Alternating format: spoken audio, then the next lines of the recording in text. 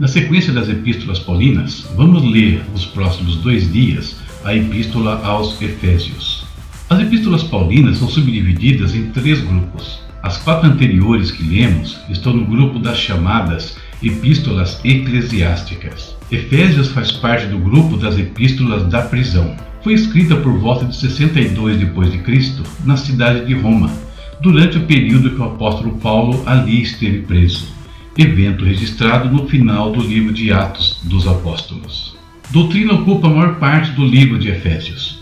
Metade do ensino nessa epístola diz respeito à nossa posição em Cristo e o restante ao que afeta a nossa condição. Com muita frequência, aqueles que ensinam esse livro ignoram toda a instrução fundamental e vão diretamente ao capítulo final. É esse capítulo que destaca a guerra ou a luta dos santos. No entanto, para beneficiar-se plenamente do conteúdo desta epístola, é importante começar no início da instrução de Paulo. Em primeiro lugar, como seguidores de Cristo, devemos compreender quem Deus declara que somos. Devemos também estar fundamentados no conhecimento da realização de Deus por toda ou para toda a humanidade. Em seguida, nossa existência e caminhada atual devem ser exercitadas e reforçadas. Isso deve continuar até que não mais flutuemos ou nos deixemos ser levados em todas as direções por qualquer vento de doutrina e pela sutileza de homens perversos. Paulo divide a sua obra em 3 segmentos principais. Os capítulos 1 a 3 introduzem princípios relativos ao que Deus tem feito.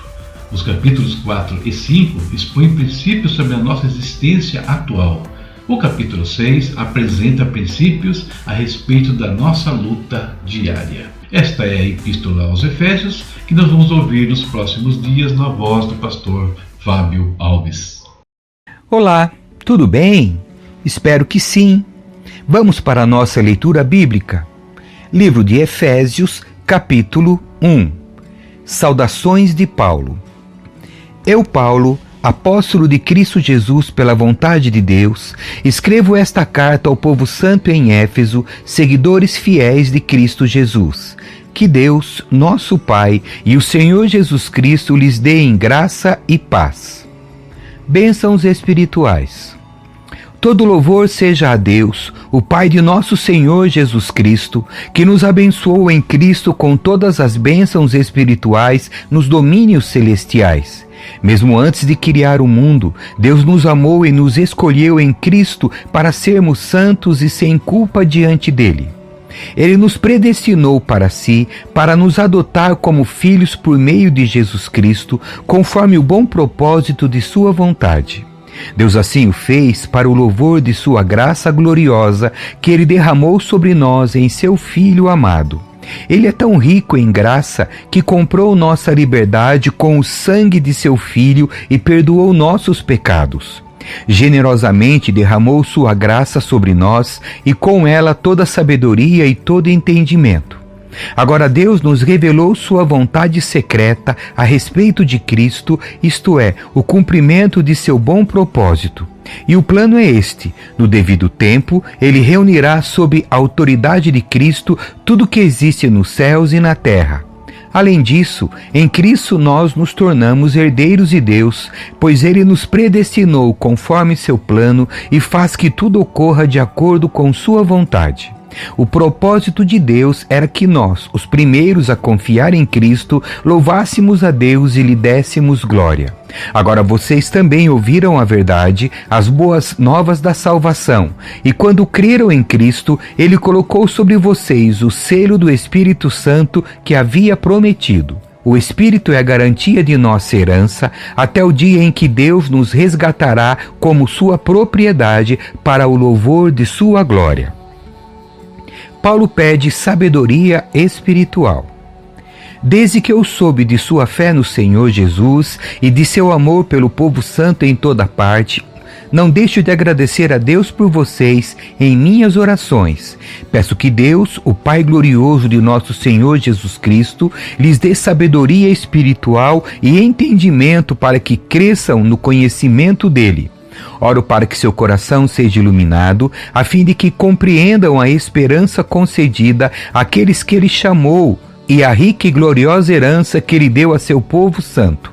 Também oro para que entendam a grandeza insuperável do poder de Deus para conosco, os que cremos. É o mesmo poder grandioso que ressuscitou Cristo dos mortos e o fez sentar-se no lugar de honra à direita de Deus nos domínios celestiais. Agora ele está muito acima de qualquer governante, autoridade, poder, líder ou qualquer outro nome, não apenas neste mundo, mas também no futuro.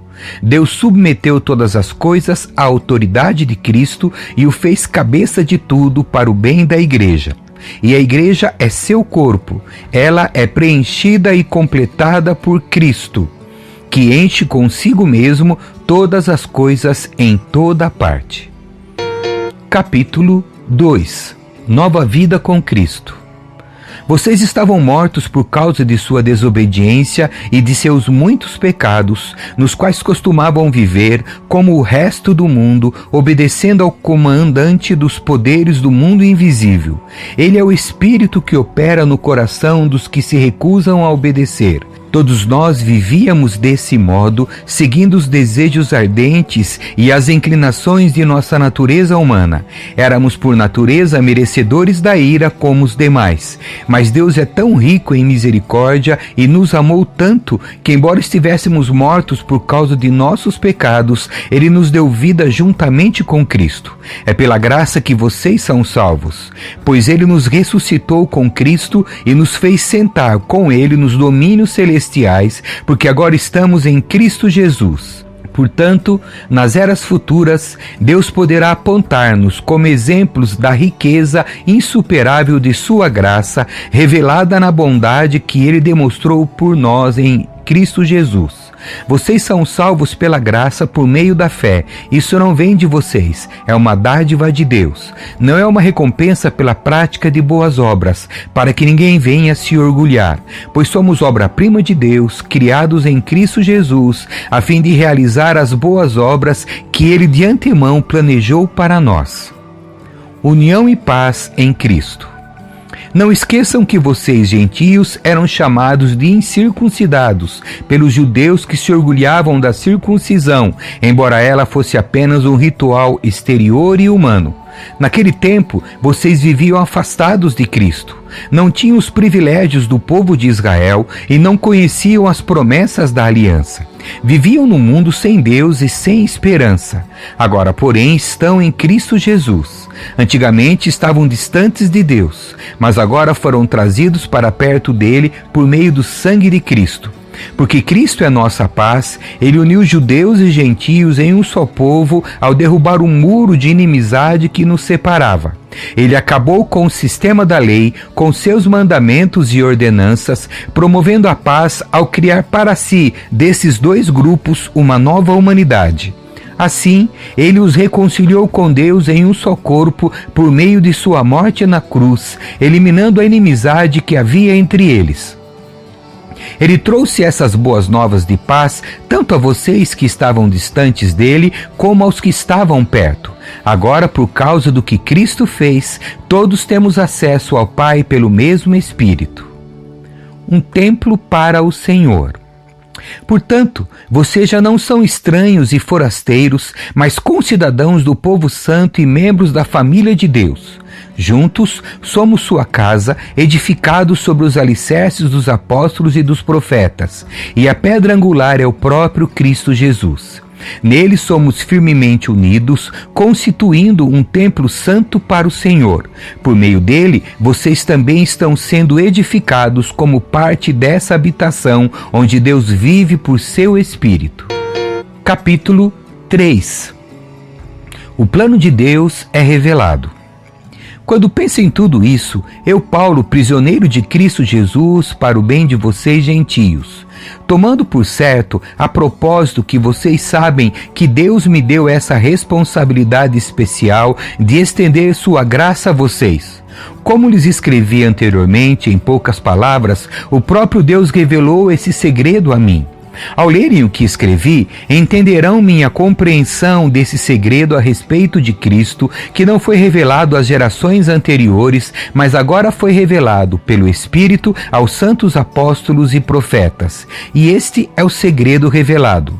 Tanto os gentios como os judeus que creem nas boas novas participam igualmente das riquezas herdadas pelos filhos de Deus. Ambos são membros do mesmo corpo e desfrutam a promessa em Cristo Jesus. Pela graça e pelo grande poder de Deus, recebi o privilégio de servir anunciando essas boas novas. Ainda que eu seja o menos digno de todo o povo santo, recebi pela graça o privilégio de falar aos gentios sobre os tesouros infindáveis que estão disponíveis a eles em Cristo, e de explicar a todos esse segredo que Deus, o Criador de todas as coisas, manteve oculto desde o princípio. O plano de Deus era mostrar a todos os governantes e autoridades nos domínios celestiais, por meio da Igreja, as muitas formas da sabedoria divina. Esse era seu propósito eterno, que ele realizou por meio de Cristo Jesus, nosso Senhor. Por meio da fé em Cristo, agora nós, com ousadia e confiança, temos acesso à presença de Deus. Portanto, peço-lhes que não desanimem por causa de minhas provações. É por vocês que sofro, a honra é de vocês. Paulo pede crescimento espiritual.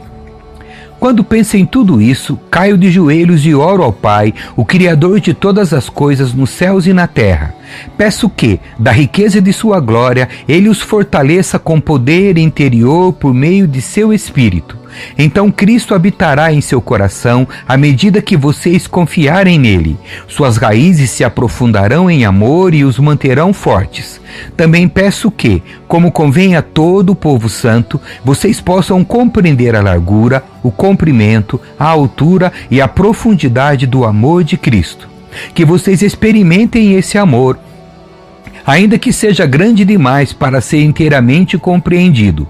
Então vocês serão preenchidos com toda a plenitude de vida e poder que vem de Deus.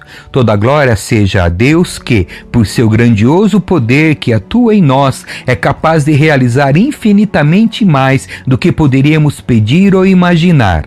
A Ele seja a glória na Igreja e em Cristo Jesus por todas as gerações, para todos sempre. Amém.